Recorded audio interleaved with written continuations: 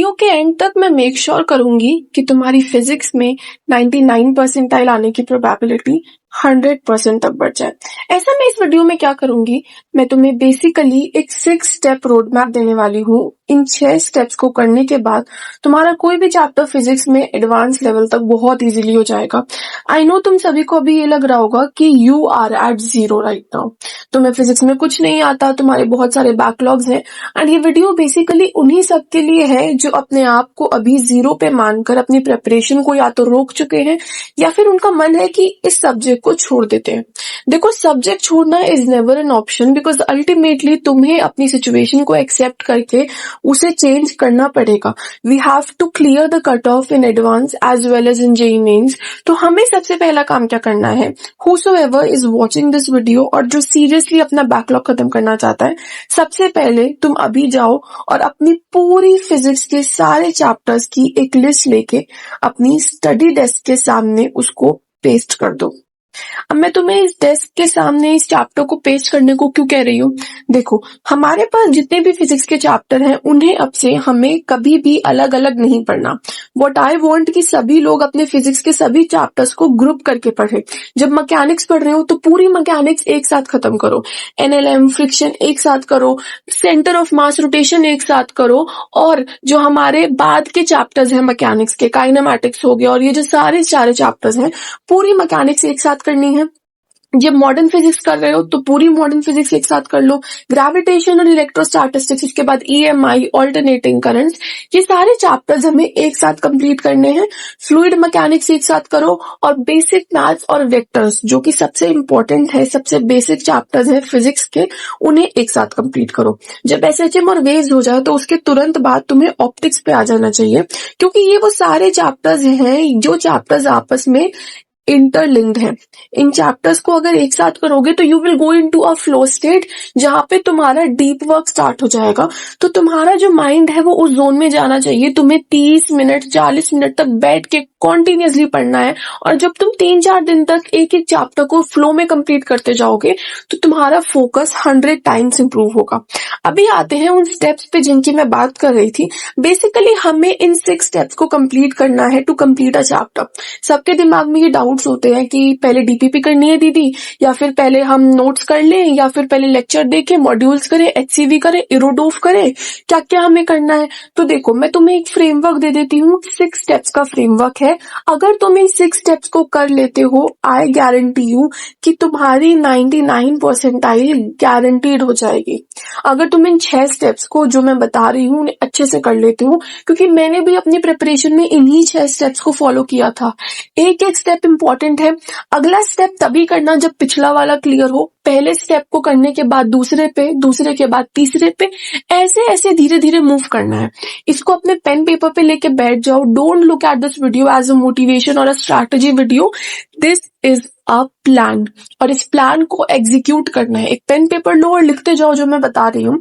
सबसे पहले हमें देखने हैं अपने टीचर्स के लेक्चर्स, चाहे वो ऑफलाइन हो ऑनलाइन हो। पहले हमने थ्योरी देख ली अपने टीचर्स के लेक्चर्स से। उसमें I want every one of you, जिनकी भी फिजिक्स वीक है ना, मेरी भी फिजिक्स वीक थी, but I still got 99 percentile in physics. क्यों? क्योंकि मैंने अपनी फिजिक्स को स्ट्रॉन्ग बनाने पे काम किया। तुम सबकी जिसकी भी फिजिक्स वीक है, आई वांट कि तुम सबसे पहले फिजिक्स को करो। फिजिक्स एक बहुत सोरिंग सब्जेक्ट है, बहुत इजीली तुम इसमें अच्छा स्कोर कर सकते हो, बहुत आसानी से। इसमें ज्यादा क्रैमिंग नहीं है, ज्यादा क्वेश्चंस नहीं डिफिकल्ट आते, प्रिडिक्टेबल क्वेश्चंस हैं। हमें पता है कि इस चैप्टर से इन्हीं 4 वैरायटी के क्वेश्चंस आ सकते हैं। फॉर्मूलाज वही फिक्स्ड हैं। मैथ्स की तरह इनफाइनाइट टर्म्स नहीं है यहाँ पे, केमिस्ट्री की तरह ज्यादा क्रैमिंग नहीं है, ज्यादा मंगिंग अप नहीं है।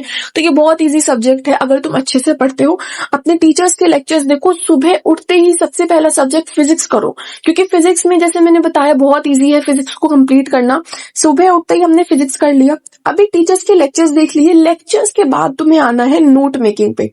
नोट्स में तुम्हें वर्ड टू वर्ड जो भी टीचर तुम्हारा कह रही हैं। बोर्ड में अगर टीचर ने क्वेश्चन लिखा है, उस क्वेश्चन की स्टेटमेंट, क्वेश्चन क्या था, क्वेश्चन को सॉल्व कैसे किया, क्वेश्चन की अप्रोच क्या थी, फॉर्मूला कौन सा लगा, थ्योरी कौन सी लगी। अगर टीचर कह रहे हैं कि ये क्वेश्चन इंपॉर्टेंट है, उसको इंपॉर्टेंट मार्क करो। अगर टीचर कह रहे हैं ये मेंस का है, एडवांस का पीवाईक्यू है, उसको वही मार्क करो अपने नोट्स में। अपने नोट्स को बनाने के बाद उन्हें तुम्हें 4 या 5 बार रिवाइज करना है। हर बच्चे को रिवाइज करने हैं अपने नोट्स। आई नो ये बहुत ज्यादा लग रहा है, बट ये बहुत कम है। तुमने लेक्चर्स देखे, तुमने नोट्स बना लिए, उनको जब तक रिवाइज नहीं करोगे तुम्हें नहीं समझ में आएगा। अभी जितने भी बच्चे मेरी इस बात को सुन रहे हैं उन्हें लग रहा होगा कि नोट्स में हमें क्या क्वेश्चंस भी लिखने हैं। ये तो हमने कभी नहीं सुना कि नोट्स में क्वेश्चंस लिखो। नोट्स में जब तक क्वेश्चंस नहीं लिखोगे, जब तक सिर्फ थ्योरी लिखोगे, तब तक तुम्हें क्वेश्चन प्रैक्टिस कैसे समझ में आएगी। यही तो प्रॉब्लम होती है कि थ्योरी आती है बट क्वेश्चंस नहीं बनते, या फिर क्वेश्चन बनने में दिक्कत आती है। सबको लगता है कि हमें सारे कॉन्सेप्ट्स आते हैं, बट क्वेश्चंस बनाने जाते हैं तो क्वेश्चंस नहीं बनते। थ्योरी के साथ उनसे रिलेटेड क्वेश्चंस वहीं पे लिखो, और जब तुम रिवीजन करो तो उन नोट्स वाले क्वेश्चंस को जो तुमने मार्क करे हैं उनको सॉल्व करो। अब क्वेश्चंस मार्क कौन से करने हैं? क्वेश्चन प्रैक्टिस करते टाइम तुम्हें वही क्वेश्चंस रिपीट करने हैं जो या तो तुमने इंपॉर्टेंट मार्क करे थे, या फिर जेई एडवांस के पीवाईक्यूज थे, या जेई मेंस के पीवाईक्यूज थे। हम उन सब क्वेश्चंस को मार्क करेंगे जो या तो बहुत अच्छे क्वेश्चंस थे, टीचर ने बोला कि ये बहुत अच्छा क्वेश्चन है, ये बहुत इंपॉर्टेंट क्वेश्चन है, या फिर वो क्वेश्चन जो हमसे क्लास में नहीं बना।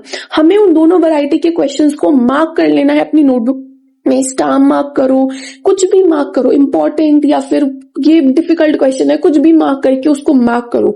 अपने नोट्स को एक अच्छे तरीके से ऑर्गेनाइज करो। जरूरी नहीं है तुम्हारे नोट्स बहुत डेकोरेटिव हो। तुमने मेरे नोट्स की पीडीएफ देखी होगी, मेरे नोट्स में कहीं भी तुम्हें एक हाइलाइटर मिलता है? नहीं, मेरे नोट्स में सिर्फ और सिर्फ पेन है, और मैंने 2 ही, एक ब्लैक और एक ब्लू पेन यूज किया था, क्योंकि इतना टाइम नहीं है कि हम नोट्स को हाईलाइट करेंगे बैठ के।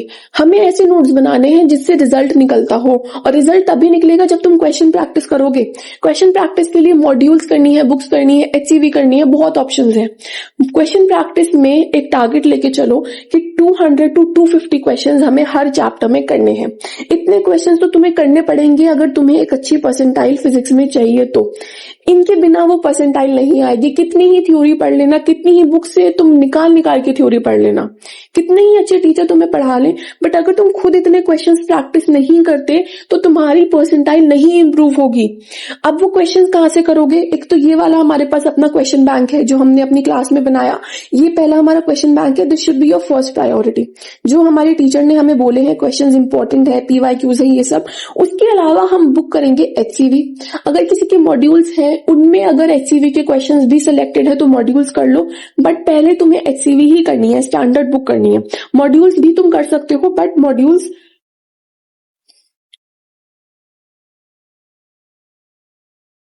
प्लीज मॉड्यूल्स तभी करना जब तुम इस वाले क्वेश्चन बैंक को कर चुके हो और एचसीवी के अच्छे वाले क्वेश्चंस कर चुके हो। अभी हमारा थर्ड स्टेप हो गया क्वेश्चन प्रैक्टिस। अब दीदी क्वेश्चन प्रैक्टिस के बाद क्या करना है? क्वेश्चन प्रैक्टिस के बाद हमें करने हैं प्रीवियस ईयर क्वेश्चंस। तुम्हें पता है कि सारे पीवाईक्यूज बहुत इंपॉर्टेंट होते हैं, और अगर तुम्हें एक अच्छी परसेंटाइल चाहिए तो तुम्हें पिछले 5 साल के 2020 से 2026 के सारे पीवाईक्यूज हर चैप्टर में करने ही करने हैं। मैंने कई बार देखा है बच्चे पीवाईक्यूज को बाद के लिए छोड़ देते हैं कि पीवाईक्यूज हम जनवरी में कर लेंगे, या मेंस से हम 1 महीने पहले पीवाईक्यूज कर लेंगे, बट वो चीज नहीं चलेगी क्योंकि उस टाइम पे पीवाईक्यूज हम करेंगे। मैं नहीं कह रही कि तुम उस टाइम पे पीवाईक्यूज मत करो, बट उस टाइम पे तुम्हें पीवाईक्यूज करने हैं फुल सिलेबस वाले। तुम पूरे चैप्टर वाइज थोड़ी पीवाईक्यूज करोगे तब। अभी तुम चैप्टर वाइज पीवाईक्यूज करो, जनवरी में या दिसंबर में जब सिलेबस कंप्लीट हो जाएगा उसके बाद तुम्हें करने हैं पीवाईक्यूज फुल सिलेबस वाले। अभी तुम्हें 2026 तक के जितने भी 2020 से 26 तक के सारे पीवाईक्यूज तुम्हें करने हैं चैप्टर वाइज। जैसे ही कोई चैप्टर खत्म होता है, मान लो आज तुम्हारी क्लास में या कोचिंग में इलेक्ट्रोस्टैटिस्टिक्स खत्म हुआ, घर आओ, उसके पीवाईक्यूज खोलो, 2 घंटा 3 घंटे की सिटिंग लगाओ और उनके सारे पीवाईक्यूज खत्म करो। इतना आराम से टाइम लगेगा। 3 घंटे में तुम पूरा इलेक्ट्रोस्टैटिस्टिक्स के पीवाईक्यूज कर सकते हो। ब्रेक मत लो बीच में। तुम्हें यही से अपनी जेई मेंस की और जेई एडवांस की सिटिंग बनानी है। चाहिए एडवांस में 6 घंटे का पेपर होता है। बीच में जो 1 घंटे का ब्रेक होता है वो तो सोचने में ही चला जाता है कि मैंने ये क्या करा, मैंने क्वेश्चंस कैसे लगा दिए, या मैंने सही किया गलत किया, पेपर कैसा आया था, उन सब चीजों में निकल जाता है वो 1 घंटा। तो पेपर एक्चुअली हमारा 6 घंटे का ही होगा और मेंस भी तुम्हारा 3 घंटे का होगा। तो 3 घंटा तो मिनिमम हमें सिटिंग लगानी पड़ेगी। वो सिटिंग यहीं से लगेगी जब तुम PYQs करोगे चैप्टर वाइज। अभी after this what I want कि everybody of you should have your formula sheets.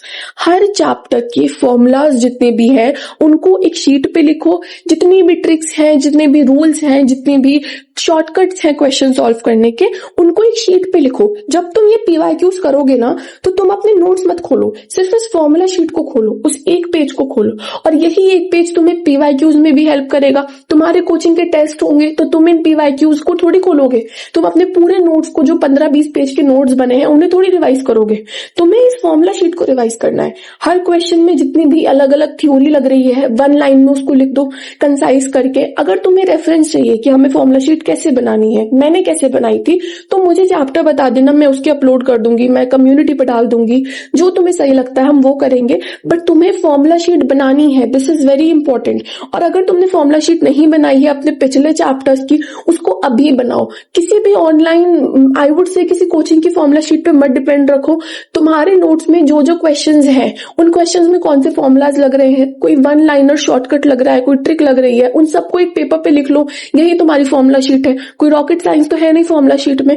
इस फॉर्मूला शीट को बनाना है। और अगर तुम्हारा फॉर्मूला शीट बन जाती है और तुम इन 5 पिछले स्टेप्स को अच्छे से कर लेते हो, अभी इंपॉर्टेंट चीज आती है टेस्ट, जो तुम्हारी कोचिंग में होते हैं। तुम्हें पता है कि टेस्ट देना इंपॉर्टेंट है, बट टेस्ट दे के नहीं बैठ जाना। टेस्ट देना is 90% of your preparation, but बची हुई 10% तो वो एनालिसिस है जो तुम छोड़ रहे हो। उस 10% को जब तक नहीं करोगी ये 90% वेस्ट है। हम अपना 90% टाइम यहाँ पे डाल रहे हैं कि हमें टेस्ट देना है, टेस्ट देना है, प्रेशर बना लिया अपने ऊपर, टेस्ट देना है, टेस्ट देना है, इस हफ्ते टेस्ट है, अगले हफ्ते टेस्ट है। टेस्ट दो, बट अगर उसका एनालिसिस नहीं कर रहे, उससे कुछ सीख नहीं रहे, ये नहीं देख रहे कि मेरी गलती कहाँ हुई, सिली मिस्टेक हो गई, या मैंने पढ़ा नहीं था, या मेरे से क्वेश्चन नहीं बने, कहाँ मैं अटका। मेरे टेस्ट में अगर 100 नंबर आए हैं, मेरी पोटेंशियल तो 200 मार्क्स की है, तो ये 200 मार्क्स क्यों नहीं आए? क्यों मैं टेस्ट पे परफॉर्म नहीं कर पाया? अगर मैं पढ़ के गया था और मैंने सॉल्व नहीं किया तो मतलब मेरे को क्वेश्चन प्रैक्टिस अपनी इंक्रीज करनी है। अगर ये था कि मैंने पढ़ा ही नहीं था तो मेरी थ्योरी वीक है, मुझे रिवीजन इंक्रीज करना है। और इसके बाद अगर तुम्हें लगता है कि इन सब चीजों के बाद, इन 6 स्टेप्स को करने के बाद तुमने सब कुछ अच्छे से 2 या 3 बार रिवाइज कर लिया है, तो ही तुम प्लीज इस बुक पे आना। बहुत सारे लोग पूछते हैं कि क्या हमें इरोडोफ करनी है, क्या आपने इरोडोफ करी थी फिजिक्स में जो आपकी 99 परसेंटाइल आई? And my answer is no. मैंने इरोडोफ को एडवांस के टाइम पे उठाया, मेंस तक मैंने इरोडोफ को छुआ तक नहीं था। आई हैड इरोडोफ, मैंने खरीद ली थी इरोडोफ, बट मैंने एडवांस में इरोडोफ उठाई क्योंकि उससे पहले मुझे ये पता था कि अगर मेरे कोई बैकलॉग्स हैं, कोई चैप्टर्स हैं जो मुझे कम लगते हैं, या कोई चैप्टर में मेरी थ्योरी वीक है, तो मैं पहले उस चैप्टर को खत्म करूंगी, ना ही मैं इस बुक पे आ जाऊंगी। क्योंकि इस बुक के क्वेश्चन जो हैं वो बहुत इररेलेवेंट हैं।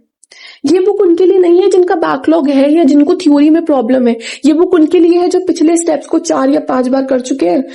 जो स्टार बैच के जो बच्चे होते हैं ना, आई एम नॉट सेइंग कि हम लोग स्टार बैच में नहीं जा सकते, आई एम सेइंग कि वो स्टेप बाय स्टेप जाएंगे।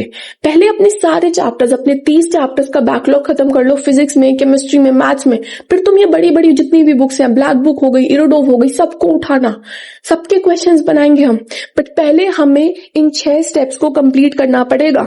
अगर इन 6 स्टेप्स को करे बिना, तुम सोचो तुम्हें फ्लूइड चैप्टर आता नहीं है लेकिन तुम इलेक्ट्रोस्टैटिस्टिक्स के इरोडोव के क्वेश्चंस कर रहे हो, कितनी बड़ी बेवकूफी होगी। तुम इमेजिन करो तुम्हारे सामने आके कोई बोले कि भैया मुझे ABCD आती नहीं है, बट मैं सोच रहा हूँ ऐसे लिखना सीख लेता हूँ। तुम इससे क्या बोलोगे कि ऐसे कैसे लिखोगे जब तक तुम्हें ABCD या अल्फाबेट्स नहीं आते, राइट? तो तुम्हें वो चीज अपने ऊपर भी तो अप्लाई करनी है। अगर तुम्हें कोई चैप्टर में अल्फाबेट्स नहीं आते, किसी चैप्टर के बेसिक्स नहीं आते, थ्योरी नहीं आती, तुमसे बर्नौली थ्योरम पूछी जाए, तुम्हें एप्लीकेशंस नहीं आते उसके, तो तुम इलेक्ट्रोस्टैटिस्टिक्स में इरोडोफ क्यों कर रहे हो? क्यों अपना टाइम वेस्ट कर रहे हो? जाके अपना बैकलॉग खत्म करो, जाके फिजिक्स में, केमिस्ट्री में पीरियोडिक टेबल याद करो, पीरियोडिक के एप्लीकेशंस याद करो, वो क्वेश्चन याद करो जो पहले मेंस में आएंगे। पहले मेंस पे जाओगे तभी तो एडवांस दोगे, या सीधा तुम एडवांस में बैठोगे? नहीं ना। तो हमें वही चीज यहाँ पे अप्लाई करनी है। इरोडोफ तभी करना जब पिछले 6 steps lectures, notes, question practice, PYQs, formula sheet, इतना कुछ है करने को। पहले ये कर लो, हर चैप्टर में कर लो, उसके बाद पहले ये कर लो, हर चैप्टर में कर लो, उसके बाद बहुत टाइम मिलेगा तुम्हें इरोडोफ करने का। जेई मेंस के दोनों अटेम्प्ट्स दे लो, फिर इरोडोफ करना आराम से। अभी देखो, आई नो तुम लोग बहुत ज्यादा डिमोटिवेटेड हो, फिजिक्स तुम्हें नहीं समझ में आ रही है, बट ट्रस्ट मी फिजिक्स में बहुत ज्यादा हाई यील्ड है। मैं बार बार बोल रही हूँ, फिजिक्स में बहुत इजी स्कोर्स हैं, क्रैमिंग नहीं है, प्रिडिक्टेबिलिटी ज्यादा है।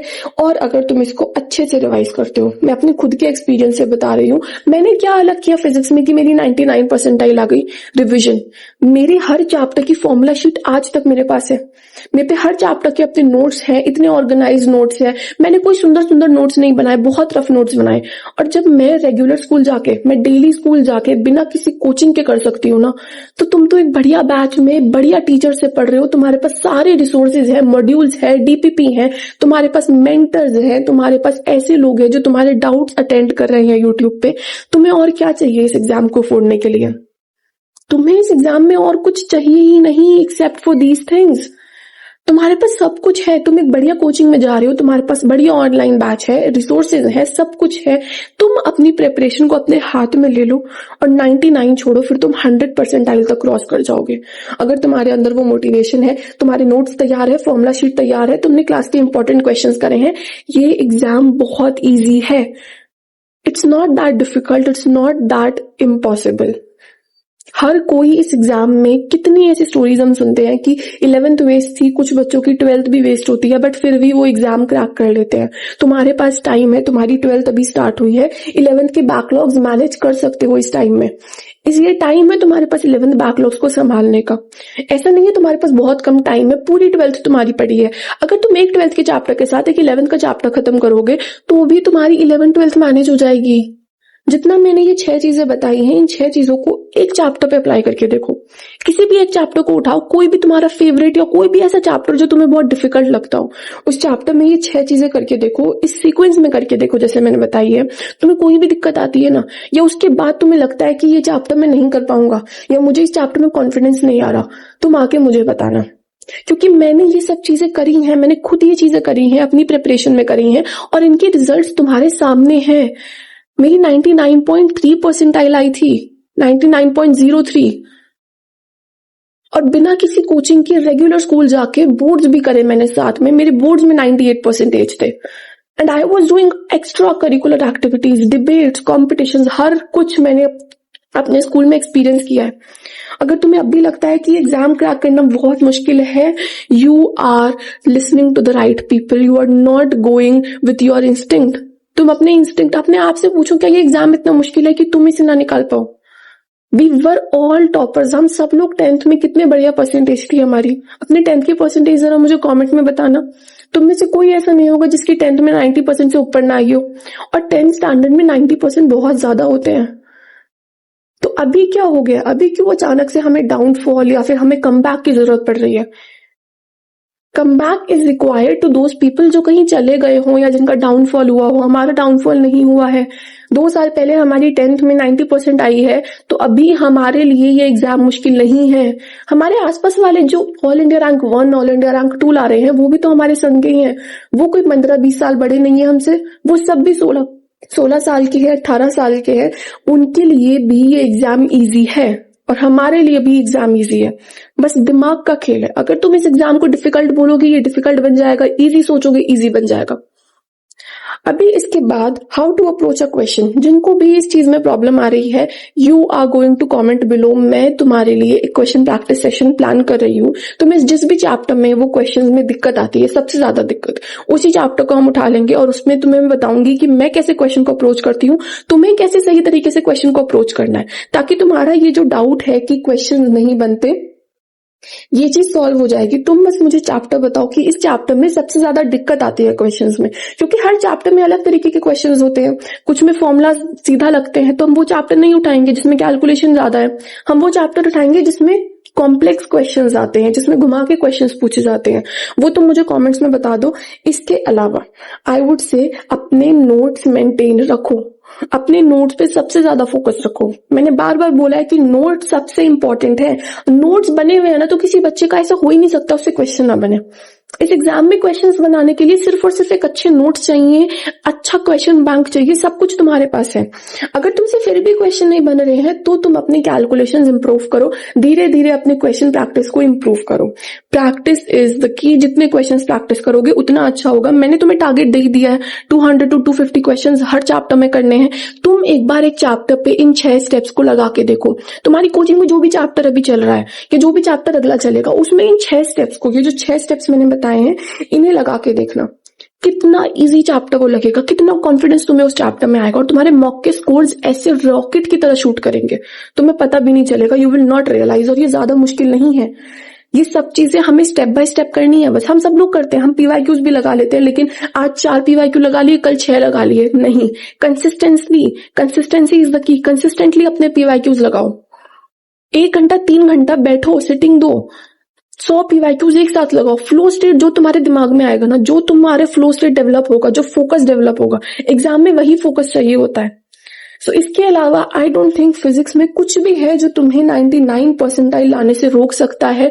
इस वीडियो के बाद 99 परसेंटाइल अगर तुम्हारी नहीं आ रही है, so it is not the problem in your strategy, problem तुम्हारे एफर्ट्स में है।